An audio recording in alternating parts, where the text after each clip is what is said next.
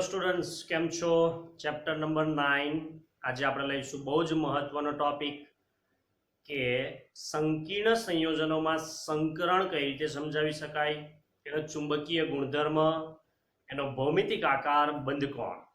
વિદ્યાર્થીઓ, આ ક્વેશ્ચન 3 થી 4 માર્ક્સમાં પૂછાતા હોય છે. જનરલી 4 માર્કમાં આવી શકે. તો ચાલો આપણે સ્ટાર્ટ કરીએ. સંયોજકતા બંધન સિદ્ધાંત એને વેલેન્સ બોન્ડ થિયરી વીબીટી કહેવામાં આવે છે. ક્વેશ્ચન કંઈક આ રીતે પૂછાય, કોઈ પણ સંકીર્ણ અહીંયા હોઈ શકે, CONH3 6 ટાઈમ +3 નો વીજભાર છે, એમાં સંકરણ, ભૌમિતિક આકાર, ચુંબકીય ગુણધર્મ સમજાવો. વિદ્યાર્થીઓ, કોઈ પણ અહીંયા સંકીર્ણ સંયોજન આપેલું હોય, પણ અત્યારે એક મેથડ હું તમને જે સમજાવું છું એ સિસ્ટમને જો તમે ફોલો કરશો તો કોઈ પણ નામ બદલીને પૂછાય તો પણ તમને એનો આન્સર લખતા આવડશે. સૌપ્રથમ જે કંઈ સંકીર્ણ આપેલું હોય એનું IUPAC નામ લખવાનું. તો કે CONH3 6 નું IUPAC નામ મેં તમને શીખવાડી દીધું છે, હેક્ઝા. બોલો 6 વખત છે એટલે હેક્ઝા અમાઇન.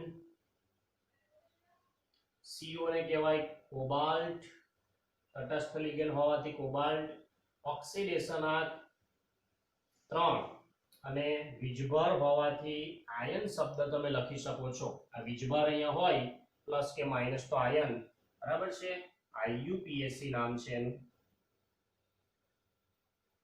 આની કેમ જરૂર પડી તો સમજી લો. આ જે વીજભાર આવે છે, બરાબર, ઓક્સિડેશન કોબાલ્ટનો +3 તે અહીંયા લેવામાં આવે છે, બરાબર છે. એટલે જે ઓક્સિડેશન શોધો છો તમે એનો અહીંયા બીજા સ્ટેપમાં ઉપયોગ કરવામાં આવે છે. ઓક્સિડેશન ખોટો શોધશો તો અહીંયા તકલીફ પડશે. બીજું સ્ટેપ કે જે ધાતુ આપેલી છે એનું તમારે ઇલેક્ટ્રોનીય કન્ફિગ્યુરેશન લખવાનું, ઇલેક્ટ્રોનીય રચના લખવાની. કોબાલ્ટ છે, પરમાણુ ક્રમાંક 27, આફ્ટર આર્ગોન 3d7 4s2 આવડવી જ જોઈએ. હવે ડી કક્ષક છે બાળકો, જોતા રહેજો. અહીંયા ડી કક્ષક હોય એટલે એના તમારે 5 ખાના દોરવા પડે. અહીંયા હું નામ આપું છું 3D. બાજુમાં 4s કક્ષક છે.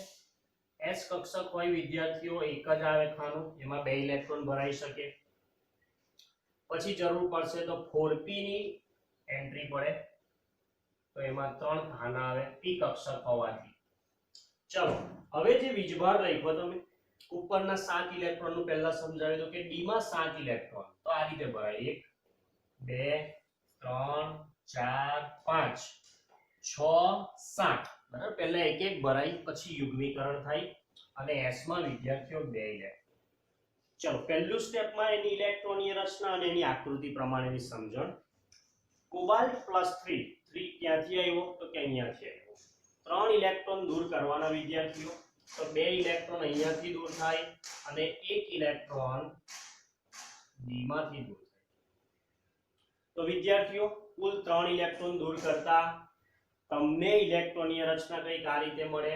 ત્યારબાદ એની પણ તમારે આકૃતિ ડ્રો કરવાની કે ડી કક્ષકના 5 ખાના દોરવા, s કક્ષક, p કક્ષક. અહીંયા જોતા રહેવું. હવે જે ડી કક્ષકમાં 6 ઇલેક્ટ્રોન છે તે આ રીતે ભરાય 1 2 3 4 5 6. 1 ઇલેક્ટ્રોન અહીંયાથી ઓછો થઈ ગયો, 2 ઇલેક્ટ્રોન અહીંયાથી દૂર થયા. તો આટલી રચના. 2 સ્ટેપ તમને ખ્યાલ આવી ગયો. ત્રીજું મહત્વનું સ્ટેપ કે હવે તમારે આકૃતિ પાછી એની ડ્રો તો કરવાની જ છે. s કક્ષક અને p કક્ષક. વિદ્યાર્થીઓ, હવે સમજવાનું છે કે કેટલા લિગેન્ડ છે આપણી પાસે. તો કે 6 સવર્ગાંક જે લિગેન્ડની સંખ્યા છે, કાં તો 4 હશે કાં તો 6 હશે. જેટલા લિગેન્ડ હોય એટલા ખાના તમારે ભરવા પડશે લિગેન્ડના ઇલેક્ટ્રોન દ્વારા, બરાબર છે. એક લિગેન્ડ હોય 2 ઇલેક્ટ્રોન એના બતાવવા પડે. સમજાવીશ તમને. અહીંયા જોજો, કોબાલ્ટ જે છે એની સાથે જે લિગેન્ડ જોડાયો છે એમોનિયા, અમાઇન. હવે હું 3 લિગેન્ડનું લિસ્ટ આપું છું, એ લિસ્ટ તમારે ખાસ નોંધ કરી લેવી. એક NH3, બીજો Cn અને ત્રીજો CO. જો આ 3 લિગેન્ડ હોય અને પ્રબળ લિગેન્ડ કહેવામાં આવે છે. કોઈ પણ જગ્યાએ લખી રાખજો પ્રબળ લિગેન્ડ. આ 3 ને પ્રબળ કહેવાય તો બાકીના નિર્બળ થઈ ગયા. આ 3 લિગેન્ડ જ્યારે જ્યારે હાજર હોય ત્યારે ત્યારે ડી કક્ષકમાં રહેલા ઇલેક્ટ્રોનનું યુગ્મીકરણ થાય. યુગ્મીકરણ એટલે જોડ સ્વરૂપે લખાય. અને જ્યારે આ 3 લિગેન્ડ સિવાય બીજો કોઈ લિગેન્ડ હોય તો ડી કક્ષકમાં રહેલા ઇલેક્ટ્રોનનું યુગ્મીકરણ ન થાય, જેવા છે તેવા જ અહીંયા લખવાના હોય છે. એવું હું આના પછી બીજું એક્ઝામ્પલ લઈશ, એમાં સમજાવીશ. અત્યારે કમ્બાઇન્ડ લિગેન્ડ પ્રબળ લિગેન્ડ હોવાથી આપણી પાસે જે 6 ઇલેક્ટ્રોન છે, જોજો અહીંયા એક, હવે આ રીતે લખાય યુગ્મીકરણ 3 4 5 6. વિદ્યાર્થીઓ આ બહુ જ અગત્યનું સ્ટેપ હતું, જે એક્ઝામમાં અમે પેપર ચેક કરીએ ત્યાં ખ્યાલ આવતો હોય કે બાળકો ક્યાં ભૂલ કરે છે. તો અહીંયા ભૂલ પડી જાય કે કોઈને લિગેન્ડ ખ્યાલ ના આવે અને કન્ટિન્યુ લખી દે તો ખોટું પડે. પ્રબળ લિગેન્ડ હોય તો ઉપરના ઇલેક્ટ્રોનને ભેગા લખી દેવા, એટલું યાદ રાખો. હવે 6 લિગેન્ડ છે એટલે 6 ખાના લિગેન્ડના ઇલેક્ટ્રોનથી ભરવાના. 6 ખાના તમે જોતા રહેજો. આ જે ક્રોસ માર્ક થી બતાવ્યા છે એ લિગેન્ડના ઇલેક્ટ્રોન છે. 1 2 3 4 5 6. અહીંયાથી શરૂ કર્યું ભરાવાનું, અહીંયા પૂર્ણ થાય. જોતા જ રહેજો. આ બે કક્ષકો આવી લિગેન્ડના ભાગ. એ બે કક્ષક હતી ડી. એક એસ કક્ષક લિગેન્ડના ભાગ આવી જે હતી એસ. 3 કક્ષક લિગેન્ડના ભાગ આવી હતી જેનું નામ છે પી. તો બાળકો એક આન્સર તમને મળી ચૂક્યો છે. સંકરણ કયું નક્કી થઈ ચૂક્યું છે તો કે D2sp3. અહીંયાથી ખબર પડી તમને D2sp3 સંકરણ. વિદ્યાર્થીઓ સંકરણ મળી ગયું, મુદ્દામાં લખવું પડે. ભૌમિતિક આકાર, જ્યારે જ્યારે 6 લિગેન્ડ હશે ત્યારે ત્યારે ભૌમિતિક આકાર અષ્ટફલકીય જોવા મળશે. અને જ્યારે જ્યારે અષ્ટફલકીય આકાર હોય ત્યારે બંધકોણ વિદ્યાર્થીઓ 90 ડિગ્રી હોય છે. આ બધા મુદ્દા બહુ જ અગત્યના કહું છું. ચુંબકીય ગુણધર્મ કેવી રીતે નક્કી થાય? ચાલો, ચુંબકીય ગુણધર્મ સમજવા માટે તમારે આ જે કક્ષક હતી વચ્ચેની ડી કક્ષક, બરાબર છે, એને જ્યારે આપણે યુગ્મીકરણમાં ઇલેક્ટ્રોન લઈ લીધા બાદ અહીંયા જોવાનું છે કે શું કોઈ ઇલેક્ટ્રોન એકલો વધે છે. એકલા ઇલેક્ટ્રોનને અયુગ્મિત ઇલેક્ટ્રોન કહેવાય. અયુગ્મિત ઇલેક્ટ્રોન વધે તો અનુચુંબકીય કહેવાય. અને બધા જોડ સ્વરૂપે હોય જેને યુગ્મિત ઇલેક્ટ્રોન કહેવાય. તો કે 3D કક્ષકમાં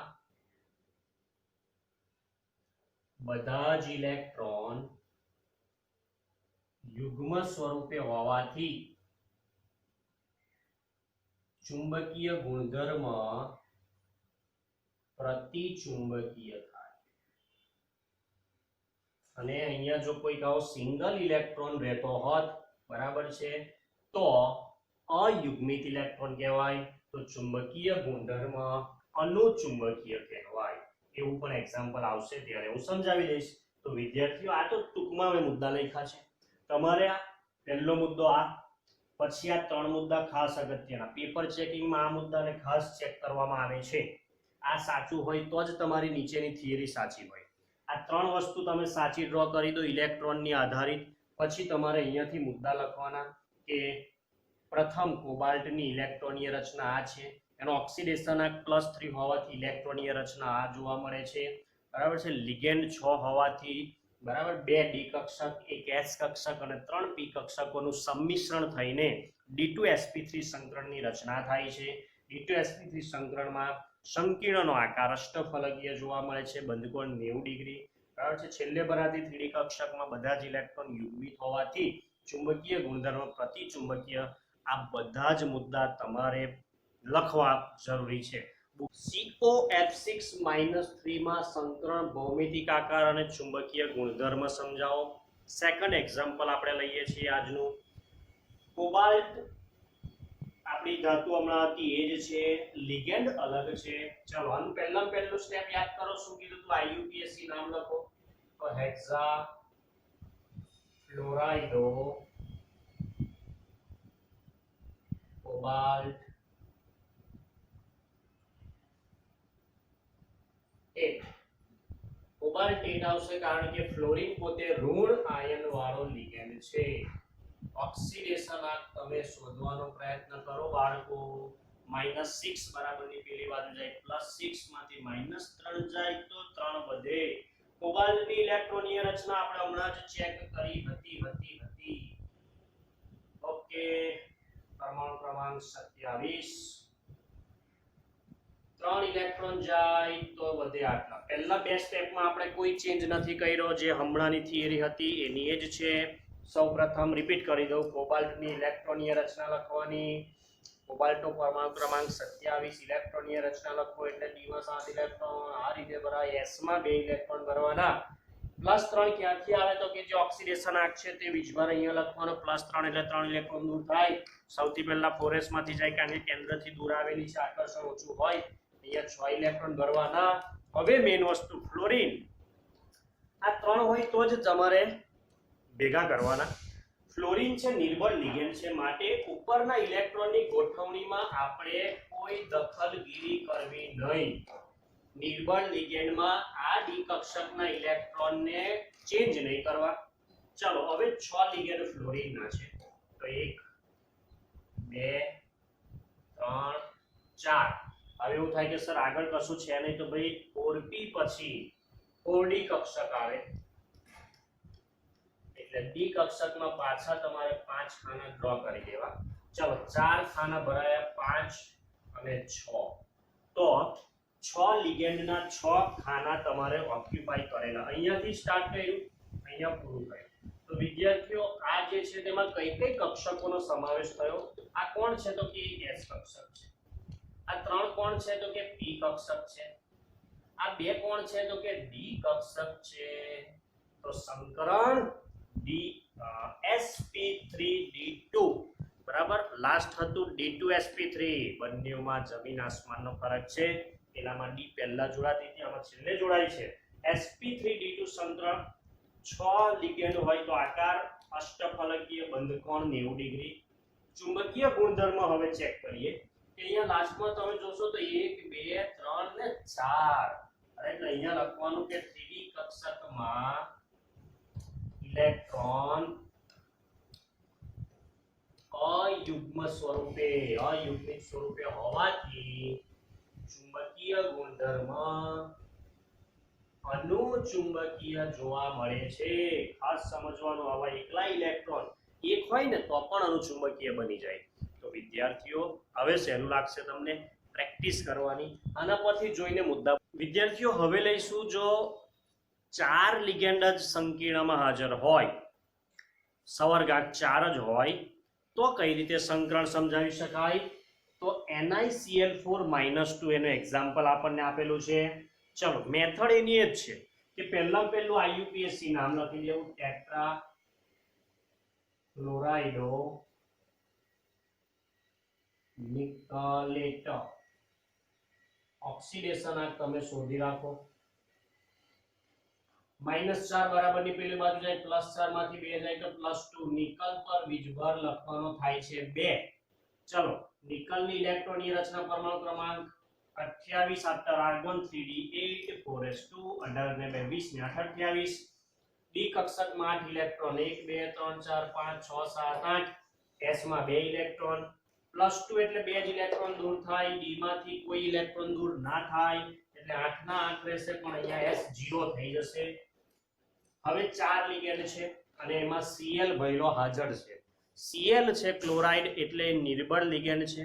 નિર્બળ લિગેન્ડ હોય તો મેં શું વાત કરી હતી કે ઉપરના જે લિગેન્ડની ગોઠવણી છે એમાં તમારે કે મારે કોઈ ફેરફાર નહીં કરવો. આ તો આવું જ રહેશે. હવે 4 જ લિગેન્ડ છે બાળકો, ધ્યાન આપજો. 4 જ લિગેન્ડ હોવાથી 4 ખાના ભરવાના લિગેન્ડના. 1 2 3 4. 4 લિગેન્ડ થી જે ખાના ભરાય છે એમાં કોણ હતું તો કે એક S કક્ષકે ભાગ લીધો અને 3 P કક્ષકે ભાગ લીધો. એટલે તમારું ફેવરેટ સંકરણ sp3 સંકરણની રચના થઈ. બાળકો sp3 સંકરણની રચના થઈ તો આકાર સમચતુષ્ફલકીય જોવા મળે. સમચતુષ્ફલકીય આકાર હોય તો બંધકોણ 109.5 ડિગ્રી હોઈ શકે. ચુંબકીય ગુણધર્મ વિદ્યાર્થીઓ જુઓ તો છેલ્લે અયુગ્મિત ઇલેક્ટ્રોન જોવા મળે છે. અયુગ્મિત સ્વરૂપે હોવાથી ચુંબકીય ગુણધર્મ જો બે અયુગ્મિત ઇલેક્ટ્રોન, અનુચુંબકીય, બરાબર, મુદ્દા પણ લખી શકાય. બહુ જ સહેલી થિયરી છે. આમાં હું તમને એક હોમવર્ક આપું છું, દરેક સ્ટુડન્ટ્સ ધ્યાન આપે.